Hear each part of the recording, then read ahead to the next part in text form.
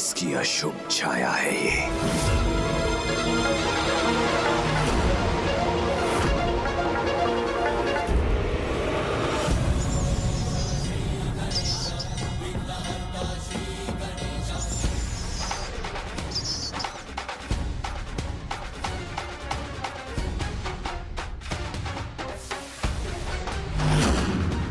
स्वयं मेरे आराध्य, मेरे जन्मदाता गणेश जी मेरे अमरपुर में पधार रहे हैं। ये तो अत्यंत शुभ समाचार है। उनका ऐसा अद्भुत स्वागत करूंगा मैं। उनके आशीर्वाद से अमरपुर सदैव के लिए अमर हो जाएगा।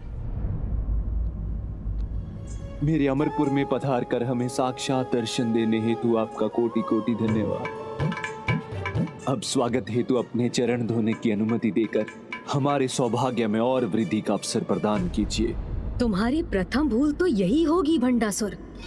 मैं तुम्हें अपने चरण नहीं धोने दूंगा, जिससे तुमसे अतिथि सत्कार के नियम का उल्लंघन होगा। सब चलता है, यही विचार है ना तुम्हारे जीवन का आधार? यही कहते हो ना सदा? तो अब देखना किस प्रकार तुम्हारे इसी विचार का प्रयोग कर मैं तुम्हारे जीवन का ही सर्वनाश आरंभ करूंगा और तुम्हें पाप का भागी बनाऊंगा। मैं तो यहाँ मात्र तुमसे भेंट करने आया हूँ मेरे प्रिय मित्र भंड कुमार, और मित्रों के मध्य इस औपचारिकता की भला क्या आवश्यकता? ये तो चलता है ना? चलता तो है प्रभु, किंतु ये कैसे चल सकता है? अतिथि भगवान का रूप होते हैं और यहाँ तो स्वयं भगवान मेरे अतिथि के रूप में आए हैं, जो प्रथम बार मेरे अमरपुर आए हैं। तो आपके चरण धोकर आपका स्वागत करना तो अनिवार्य है। इस अत्यंत महत्वपूर्ण संस्कार का पालन तो मैं अवश्य करूंगा। नहीं मित्र भंडासुर, सम्मान का भाव तो हृदय में होना चाहिए, और वो तो मुझे स्पष्ट दिखाई दे रहा है। फिर तुमने मेरे चरण धोए अथवा नहीं, इसकी चिंता त्याग दो, क्योंकि तुम ही तो कहते हो सब चलता है। इतने अचंभित और स्तब्ध मत हो मित्र, ये तुम्ही से तो सीखा है मैंने। चलो अब मुझे अपने भवन में प्रवेश कर यहाँ की भव्यता के दर्शन तो करने दो। तो इस प्रकार अपने भवन में विघ्न का स्वागत करेगा भंडासुर।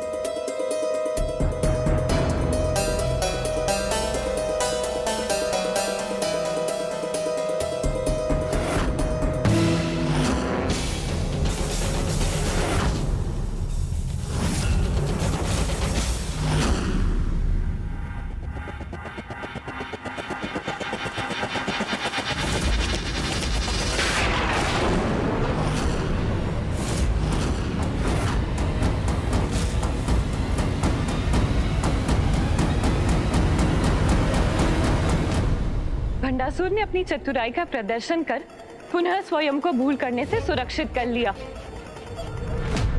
आपके लिए महत्वपूर्ण नहीं होगा प्रभु, किंतु मेरे लिए तो है। आपका सम्मान जो मेरे हृदय में है, इसका प्रदर्शन बाहर भी तो होना चाहिए प्रभु।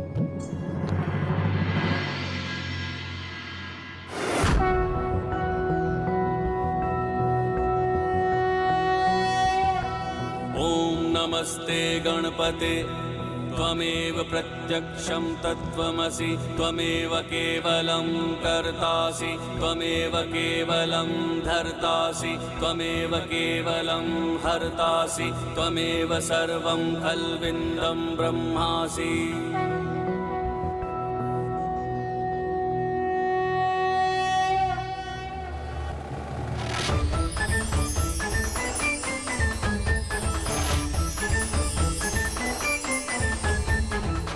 आइए प्रभु, हमारे अमरपुर में आपका स्वागत है। आइए प्रभु। मेरी प्रथम युक्ति तो विफल हो गई। भंडासुर को मेरे चरण धोने का पुण्य प्राप्त हो गया। मुझे उसे भटकाने का और प्रयास करना होगा।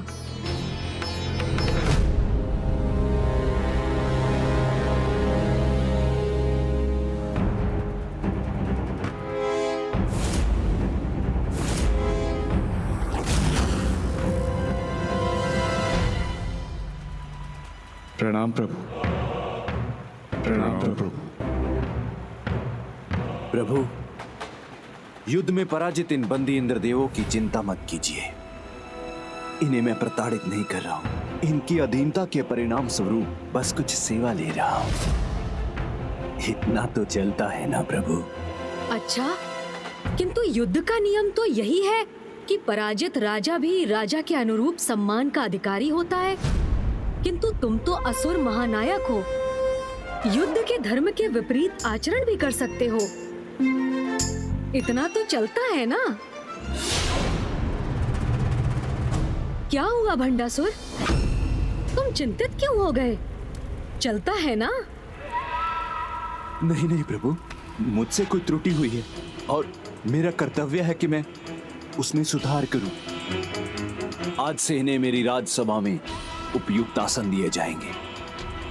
ओह, तो तुम अभी भी इन्हें अपने समक्ष ही रखना चाहते हो?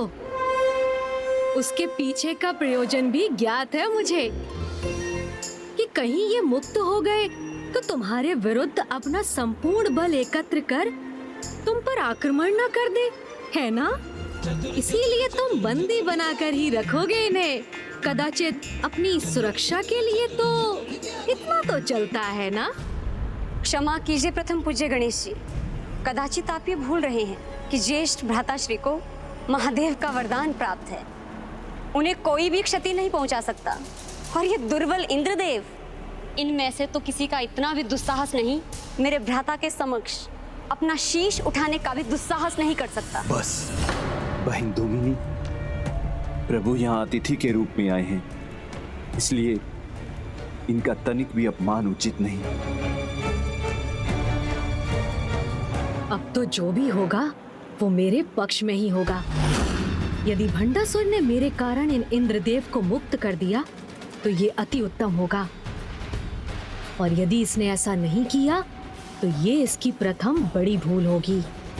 प्रभु, मेरा इन्हें यहाँ रखने में कोई गुप्त प्रयोजन नहीं, और अब आपके मार्गदर्शन के अनुसार मैं वही करूंगा जो उचित है। इनके साथ राजाओं के अनुरूप व्यवहार करूंगा मैं।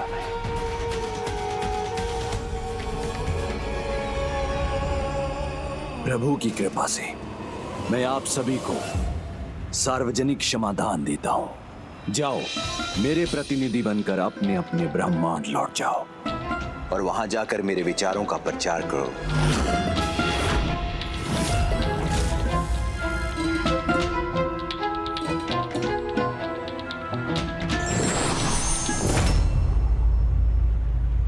मेरी इतनी सफलता पर्याप्त नहीं, इससे कोई भूल तो करानी ही होगी मुझे।